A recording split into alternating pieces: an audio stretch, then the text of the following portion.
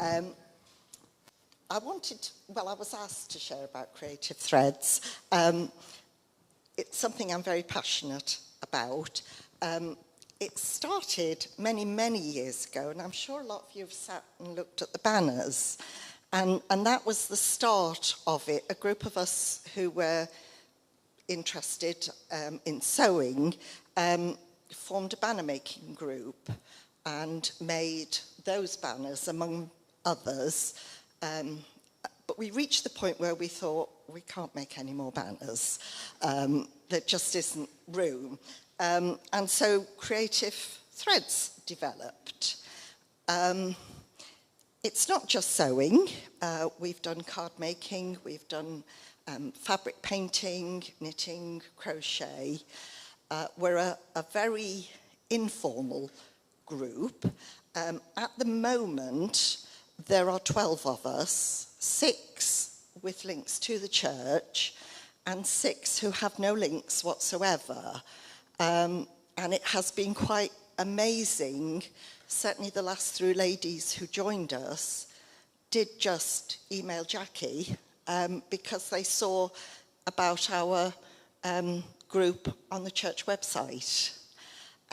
So that has been a real encouragement for us to have these ladies join us. On the table are some of the sorts of things that we do. Please go and have a look, pick them up, handle them, and just see what can be achieved. We had one lady who contacted me. She said, I can just about sew on a button, but it would probably be too tight. And that first evening, I sat with her, and she made a bag. And that look on her face is what it's all about. It's that achievement, it's that building of her self-esteem. Yeah, it's priceless. I think being in that sort of situation where you're sitting doing something, it's far easier to talk and share because you're not looking directly at somebody. The conversation flows. We're a mixed ability group, but we all share our skills. And we all have different ideas over colour, and I think that's something that really surprises me. People can produce a selection of wool or fabric from their bag, and you might think, oh, okay. But then you see the end product, and it's absolutely beautiful. I have come completely off my list.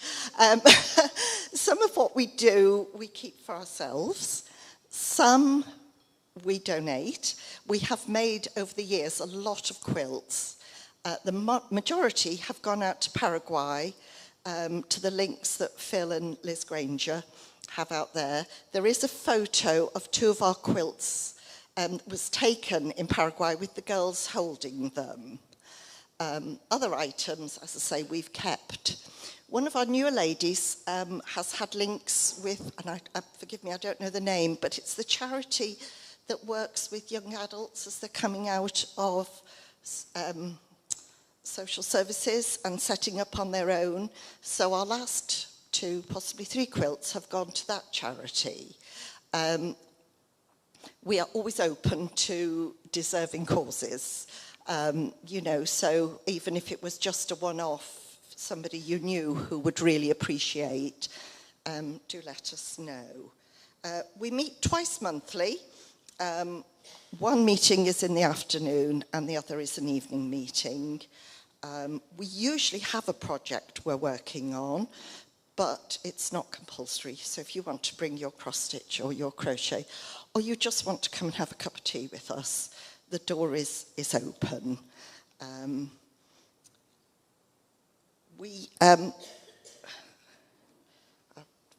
one of our non-church members recently put up, we have a WhatsApp group, and I encourage people to put up anything on there, a photo of what they've made. And she put up a photo of what she'd made. Lots of lovely comments from everybody in the group.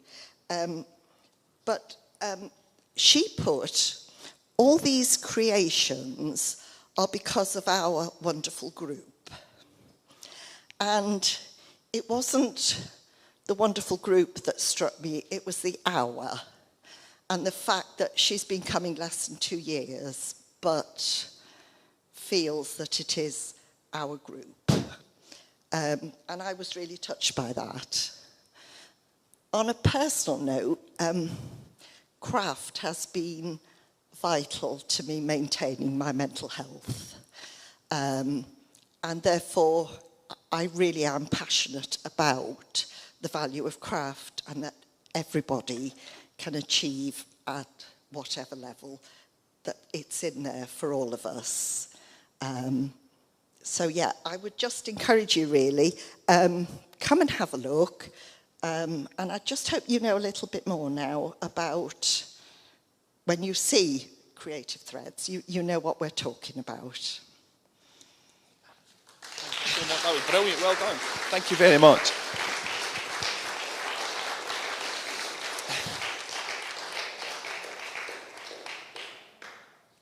Thank you, and very well done.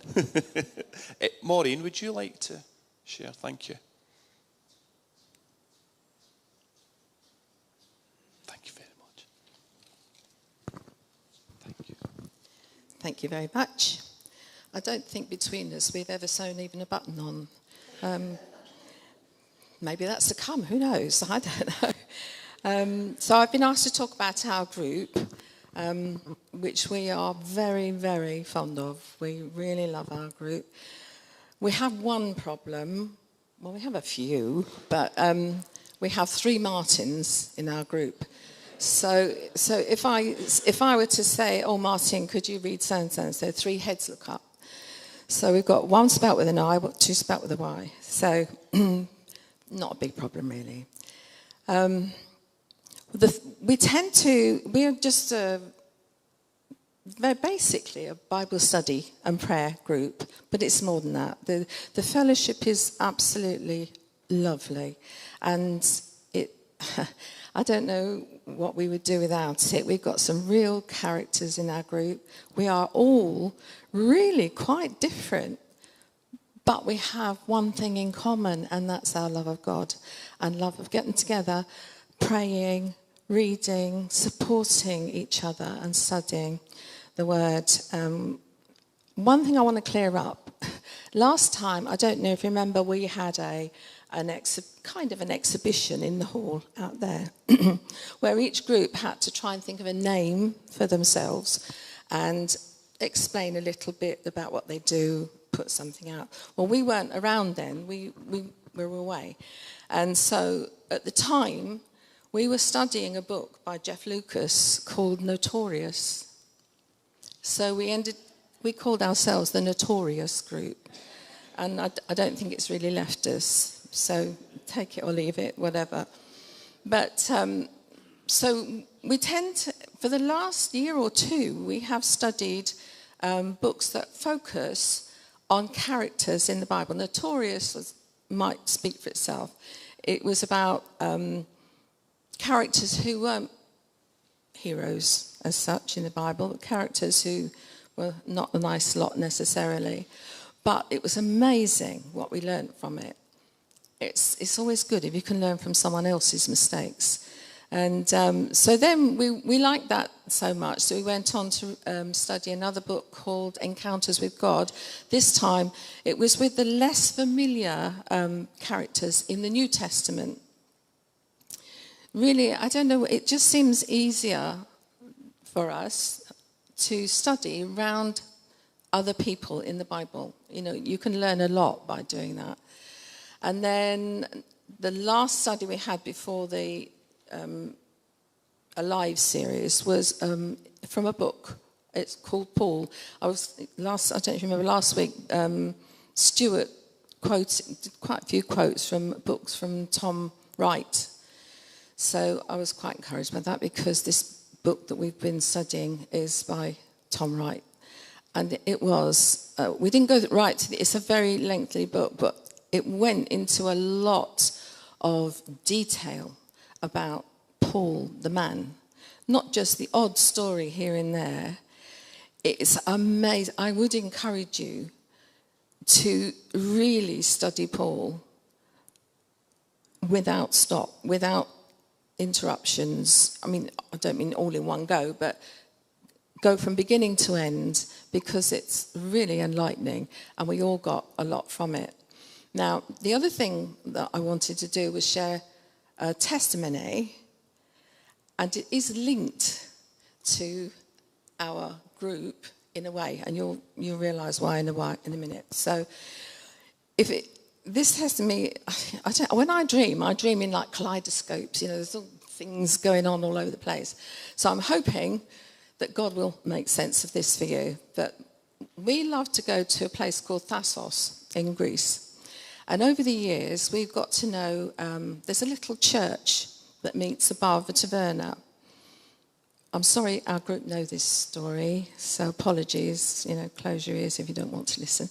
But so before we went, we've got to know Pastor Dimitri there. We've been a few times, but you know, there can be years between coming and going, and he always remembers us. It's always lovely. So I read up a bit before we left to see if they're still meeting in the same place. It's not easy to meet evangelical Christians in Greece. Greek Orthodox is all. And so anyway, I read, you know, how encouraged they are when people who are on holiday go and visit them. So we that's the beginning. That sets the scene. So we get on holiday. We're just a bit out of town, a bit further than we normally are, and we had a really, really busy time, and we just, you know, when it's like, it takes you a few days to get into that, you know, I can relax now.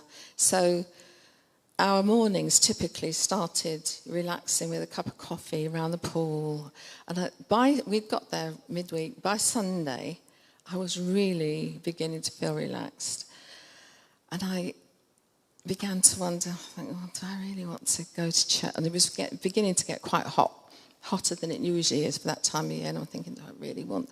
Will they really miss out? Is it going to make any difference whether we go or not? So I'm grappling around with it, and you know, sometimes when you know the answer, but you're trying to justify the answer you want. I'm sitting there thinking, well, you know, we do need this time for ourselves, Lord, and it is very hot. You know, it's not a good idea to be standing waiting for the bus for hours in the heat. And so it went on. And then I made a mistake. So I thought, I prayed about it. So my prayers aren't all kind of fancy. I just said, what do you think, Lord? So there you go. So immediately flashes before me something that came out of the study that we did. I wasn't even thinking about Paul at that time, but it was an area that Paul visited a lot. So one of the things that we learned was that in his lifetime, Paul travelled mostly on foot 10,000 miles on his missionary journeys. And he used to go to encourage churches and things. Gosh, you know, and then I thought, God, a ride in a taxi or a bus doesn't seem much compared to 10,000 miles in the heat, on foot. So I was immediately convicted, not condemned. I don't think God condemns you in that sense. I think he was just showing me the way. So I made the decision. So, right, okay, we'll go. But by now, I'm thinking the time is very short, because the other thing that had happened was I've got one of these watches. It hadn't altered its time for the Greek time. So I'm thinking it's a lot later than it was. So that was one of my excuses for not going, I haven't got time now. We won't make it, blah, blah. Then, for some reason, after we decided to go, it rights itself. And we've got loads of time So I could go and get changed because I was all set to go in the pool and all the rest of it. So I had loads of time to go in a very relaxed way. Next thing that happens, we get a taxi because it was very hot. And it was very interesting trying to convince the taxi driver that you can go to church that isn't a building. So his broken English and our non-Greek at all, where to? To church. Which one? Where to? So the church by the Twins Cafe. No church, he says. I said, because the Twins Cafe is quite well known there. I said, yes, there's a church. It's above the cafe. No church. So trying to explain to him the church isn't the building, which was good, it was challenging. But the people that meet, I think we got there in the end. And then we heard that he got in touch with his headquarters. He's obviously confused by all this. Well, eventually he takes us to the Twins Cafe and he sees the signs. And it's like he suddenly realises there is something there that, Christians meet. So as we were getting out, he says, now I know. I thought, okay, I don't know what you know, but I hope it's what we want you to know. So next thing that happens is, so that was our first blessing. Next thing that happened, we're going up the stairs and the greeting was just fabulous. Just to fill, I don't want to take up too much time, but just to fill you in, Pastor Dimitri is Greek, his wife is Dutch, and they have kept this church going in difficult circumstances because they're not really meant to evangelise there. But if they sense that someone is English speaking and they come into the congregation, he will immediately stop talking in Greek, speak in English, perfect English, and his Dutch wife will interpret in Greek. And it's really fascinating. And they've always been very welcome. We've loved it. So we get this welcome. What we didn't know, and this is where things turn around completely, and I begin to see God's sense of humour. What we didn't know was they had a guest speaker from Athens. And I tell you, it was just so powerful. And we were so blessed by it. And we didn't have an interpreter this time. They progressed to having these earpieces. So he was talking about coming boldly into the presence of God. And you just felt like that's what we were doing, which I thought was ironic considering not getting into the presence of God in the first place. So that was powerful enough. But then the knock-on effect for that was when we got back to, I think it was the next day, when we were around the pool, the rep came round. He's a lovely little guy. It was his first week, little character, cheeky, but we were talking. He just came over and sat on our table, started talking to us, and out of the blue, Martin said, do I get the impression there's a lost faith somewhere in your... And I'm thinking, when Martin says something like this, you take notice. Because it's happened before, and it had the most ripple effect. It was really quite powerful. So I thought, I'm thinking, where did that come from then? So, but this chap visibly was shocked. And he said, how did you know that? How did you know? So he said, well, I didn't know, but I get the impression from, talking to you, there's something lost there. So we get the whole story about how he had a cousin who died. He was brought up by nuns, but there was faith involved. And he lost his faith when he didn't understand how his cousin could die of a horrible illness at the age of 14. So I don't know where it came from. I said, so it's not that you don't believe in God, you're just angry with him. And he just kind of looked as if to say, yes. So I think he was sorry that he'd actually come to sit with us. But we had the longest conversation. And then he said, but then I don't think people should stand on street corners and try and make people be Christians. So I said, listen, one thing, you cannot make someone be a Christian. That's between you and God. Only you decide.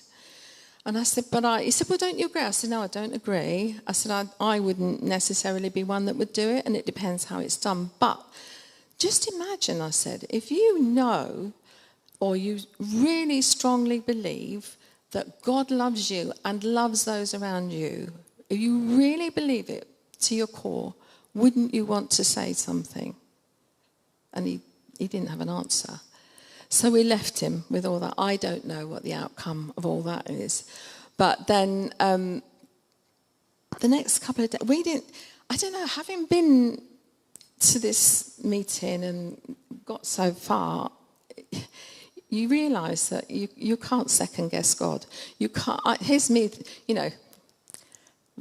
not very humbly thinking, oh, we'll go and encourage the church. And actually, God had other ideas. He wanted us there, not necessarily just for the church, but for us and those around us, because the rest of the week, there were so many people that just opened up to us. And we didn't have to go looking for it. And I remember, Chris, you said to me last week, God in all things. And I really think that was the case. So we learned a lot of lessons there. Never think you know what God's got in mind, because really and truly, we were so blessed by just that one step of obedience. So I'll leave it there. There's loads I could tell you, but it was really good.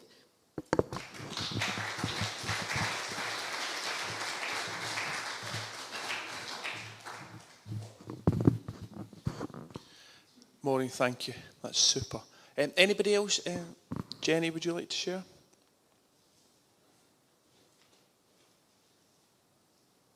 Anybody else like to share after Jenny? Thank you.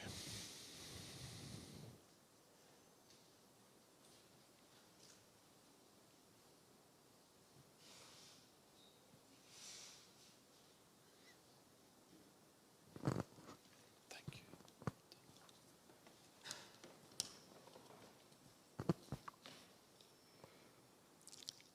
Maureen, that was excellent. Thank you. A week last Saturday, I went to a cathedral city. I've been visiting cathedrals recently.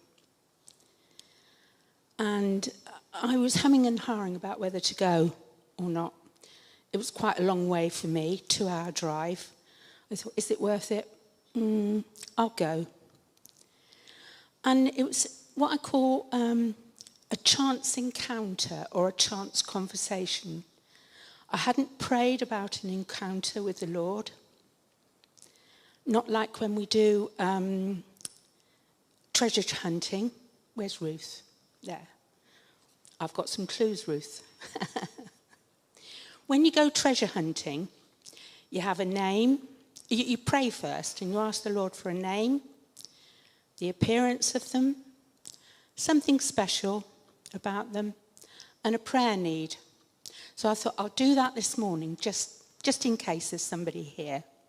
But I hadn't done it when I went to the cathedral city. So this morning when I prayed, the names I had, and they might be your first name or your second name, was Malcolm or Bernard, Lois, Louise or Candice. Can't see anybody with the name Candice, but you never know. Appearance, flowers around the hem of her skirt, and I've been looking at people's skirts, I haven't seen any flowers around the hem. And a walking stick, and somebody owning a blue wallet. Now, something special about them, they had forgotten their sun cream. That could be obvious. Or that they have one leg shorter than the other. Now, the prayer need might be that there is a decision to be made. Now, I used to enjoy going treasure hunting. It's exciting. It's good fun. You never know who you're going to meet. Now, when I went to this cathedral city, I wasn't thinking about any of that. Got there, and I first of all went to do a bit of sightseeing. I thought, not very impressed. I looked at the people in the town. They looked vulnerable. There were some who were definitely the worse for wear in terms of drug taking or alcohol issues. I thought, what am I doing here? It just didn't feel right. And then there were tourists there as well. You could tell they were tourists because they were dressed differently, and you could hear foreign accents. So I went into the cathedral and decided to have lunch. Went to the cathedral cafe and thought, okay, I'll sit outside. Not a very nice day, but I'll sit outside with my book and my lunch, and I'll sit under the awning. So there I am, sitting, minding my own business, tempting to eat lunch, reading.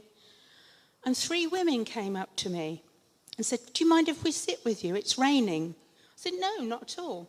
So they sat with me, and by their accent, I knew they were from America. So I said, oh, sounds like you're American. Yes, they said, and they said where they were from. I said, so are you sightseeing? No, we've been invited over as part of a choir to sing in the cathedral. Oh. And I was thinking, what kind of choir? I was thinking of Anne Day's Abrahamic choir. And they said, oh, we're Episcopal. And I thought, oh, what's Episcopal? And so conversation, apparently Episcopal is like the Anglicans in England. Then they talked about Presbyterian. I thought, oh, this is getting a bit heavy for me. And they said to me, so are you Anglican? I said, no, I'm part of a Baptist church. I thought, shall I say community church? No, too much to describe. I said, but also I'm part of a group that doesn't meet mostly on a Sunday because we're reaching out to people who don't normally go to church. Ah, yeah, sounds good. 2 of the women left to get on with their practice, and 1 woman stayed with me and wanted to know more about the Baptists. She also wanted to know about, now she's 80, she wanted to know whether she and her husband would meet when they died. I thought, yes, when they go. So I was reminded of a story in Matthew, I think it is, where the Sadducees said, the woman who was married 7 times, whose husband was she? So I briefly explained that to her. Then she was asking various other questions, and we were talking more and more about the Bible. And I said, as Baptists, we believe in reading the Bible. In the Bible, I was trying to explain the difference between Anglicans, you know, where they've got a minister and it's a bit, what can I say, like that, up and down, whereas we're flatter with the way we do things. She was very interested, and we did a lot of talking, and at one point I said, would you like some prayer? And if so, what would you like prayer for? She said, well, I'd like some prayer for my faith. So I prayed for her, for an increase in her faith, that she would definitely know the Lord. And then that was it, finished. But for me, the Lord had arranged everything. I'd arranged nothing, only to go to the cathedral city. So I think the Lord has a sense of humour. Thank you. Fabulous, thank you. Anybody else? Thank you.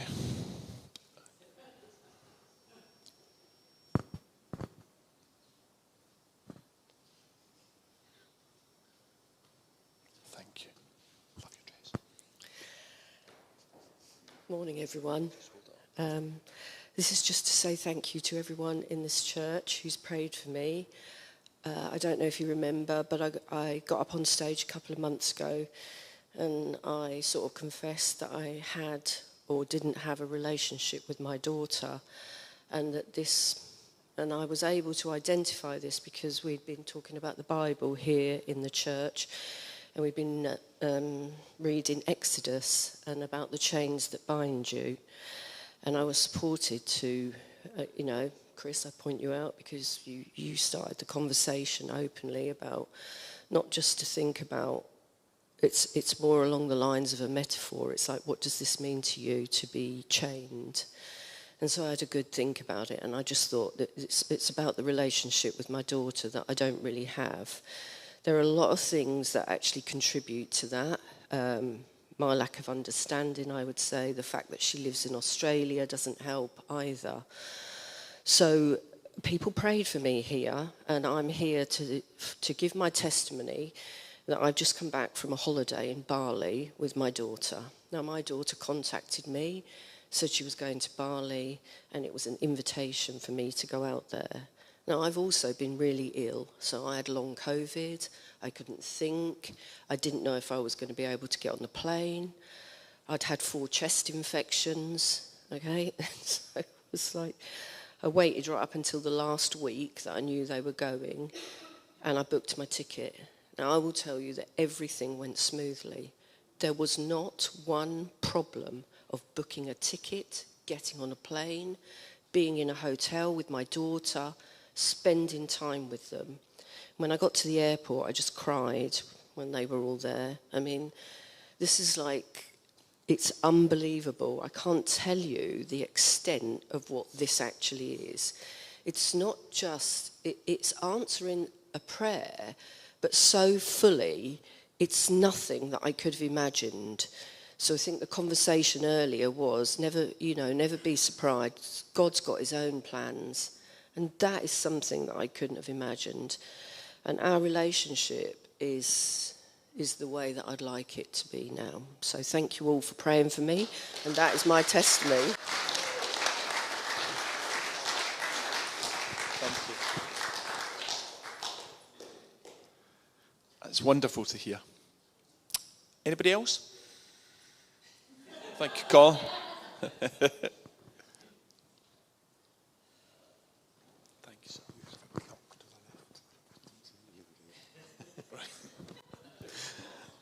For quite a while now, I've been suffering with discomfort bordering on pain in the long bones in my legs, to an extent where very often it's very difficult to get comfortable and sleep. It's mostly at night. Sometimes when I'm just sitting, perversely, if I'm up and active, none at all. Now, when we were at Moira's celebration, one of the last things that Stuart did was to say, I'm going to pray for healing.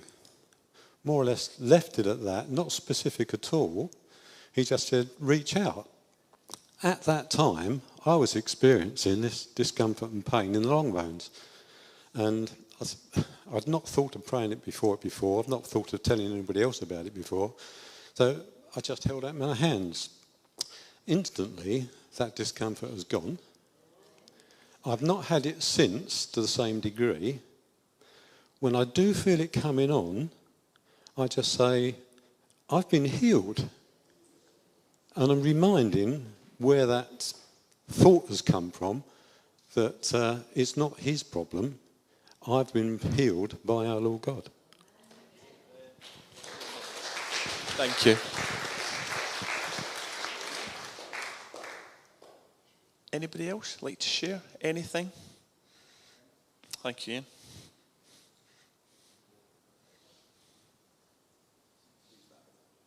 This one, please. Okay. Maureen, where have you gone? Lost you. Your group's a home group, isn't it? So how many Martins? 3. I'd have gone for House Martins rather than Notorious, but yeah. So those of you who are from Connect, I apologise, you'll have heard some of this already. A couple of weeks ago, Sam and I were on our way to Connect. We were, as a group, we've been sharing testimonies over this last season, and Sandy and Sam were due to share something that evening. And we were at one of my children's houses in Milton Keynes, and I was in the kitchen and we were getting ready to go, and we were realising we were going to be late, as we often are, and a car pulled up outside, and there were 2 guys in it, and they threw both doors open, and one guy got out and undid his shirt and sat back down again in the car, and other guy got out and was wandering around, just looking around on his telephone, and I immediately got very suspicious. So what I'm telling you is I'm quite judgmental, okay? So that's my confession to you at the start of this testimony. And I'm thinking they're up to no good. They're casing the joint, we're about to go. My adult child and their family will be there on their own. I'm really uncomfortable about this, okay? Now, I start every day by saying to Jesus, could I have one meaningful conversation with someone today? Would that be something that could happen?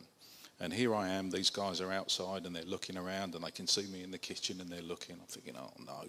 So we go and start loading the car up. The younger of these two guys comes up and starts a conversation with me and says, are you going out? And I'm thinking, that's, you've got some front is what I thought. And I said, yeah, we're just going out. I said, is everything all right? And he said, no, it's really not. He said, I think my dad's got a heart problem and we've called an ambulance. They've said it's non-critical, so they're not sending him on. I'm in an absolute mess. I can't drive. I'm in bits. I just don't know what to do. And I'm like, oh my goodness, So I had this sort of, Ian, you learn from this kind of moment with God. We quickly went into the house, got some water, got the kettle on for a hot sugary drink. We got the guy in so that he could use the bathroom. His son was outside with me, and I said, look, I don't want to weird you out, but what I've got to offer is prayer at this point. Can I pray with you? I'm quite used to doing that and being told no. And yes, please, is what I got. So I prayed with this young lad. We just asked that Jesus would calm him, thanked God for how things had gone so far, that he'd taken over in this situation and was looking after his dad, that dad would recover quickly. And he was really grateful, and he amened at the end of the prayer as well. He then shared with us that he also has a faith, but it's not the same as ours. So that was interesting to have the chance to pray with him. I drove their car home with them in it. They didn't live too far away, and Sam followed and picked me up. We were able to exchange contact details, and we subsequently found out that that Dad was hospitalised that night. He has an underlying heart condition. I'm not going to tell you his name because I'm aware that we're going out onto the web and things, but if you could pray for him. We haven't heard any more, and it's about a week ago now, but our hope and prayer was that he would fully heal and be restored to the family, that's it from me. So my caution to you is don't be too judgmental. Thank you, Ian.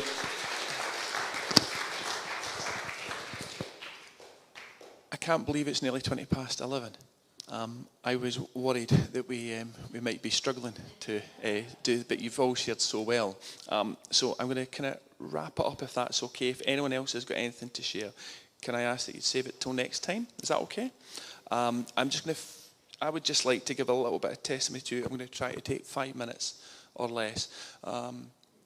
Some of you may know, some of you probably don't know. I work at the local prison up the road, and I got a new job in April, and then I got another new job last week. I think I had an interview on the Tuesday, and I was offered it on the Wednesday. And I love my job. I've been there about 17 years, and it's fabulous. The prisoners that I work with are absolutely fascinating. I was talking to Chris and Joe on Tuesday at the funeral and telling them that I get a group of prisoners that come out with me. Obviously, I can't share names and stuff. There's things I can and can't share, but I get about maybe 9 or 10 prisoners that come with me every day, and we have a lovely big grass area in the prison where we've got a pond, we've got animals, and they do a lot of mowing, do a lot of growing of vegetables and stuff, and it's fabulous. It's been such a blessing. There's a lot of people, a lot of the guys that I work with who are Muslims, and there's a couple of guys I get on particularly well with who are quite knowledgeable about Islam and the Quran. And the conversations that I've been able to have recently since I've started this job have been absolutely wonderful. Obviously, we don't agree on everything, but he'll share certain bits that he does, and I'll share from the Bible. And I was saying to Kate, and I think Chris and Joe, some of the lads have got real serious mental health needs. There's a lot of self-harm. There's quite a bit of violence. There's a lot of problem with the drugs in the prison at the moment. But honestly, this job I have got at the moment, it does probably help that the weather's so nice and I'm outside every day. But the opportunity that I have to talk to these prisoners is just wonderful. And I just want to thank God and Jesus and the Holy Spirit for giving me that opportunity. It's wonderful, and I love it, and I genuinely love and care about the guys I work with. But this week, if I could be cheeky and selfish, what we've heard this morning from everybody that's shared has just been wonderful to hear about relationships being healed in families, and Jenny's conversations that she has with people. I love hearing that. I love coming to this church. I love our Sunday group, and I love being part of the elders and the trustees. And honestly, I've said this before, the encouragement I get from you guys and this church is amazing for the people that I deal with. As I said, a lot of really very needy guys there. But when I'm here with you guys on a Sunday, or I'm at the Sunday group, or I've got elders, and even chatting to people on Tuesday, you guys are a real blessing to me. And I just love the fact that you love Jesus so much. And that encourages me. That encourages me every day at my work. And I just want you to remember that. And as we finish, I'm just going to read from Colossians. Colossians 3, 1:17 says, "And whatever you do or say, do it as a representative of the Lord Jesus, giving thanks through him to God the Father." And this week, as we head back to, I was going to say kids head to school, but they don't head to school, but if we go back to work, whatever we're doing, if we're at the swimming pool, if you're talking with people over a coffee, we're representatives in all that we do. And I'm trying to be a representative at my work. And just remember that you are, wherever you are, whatever you're doing this week, you are Jesus to a lot of people. And I see that with you all. So if we could remember that this week, that would be wonderful. Elizabeth, you happy to? Yeah, thank you.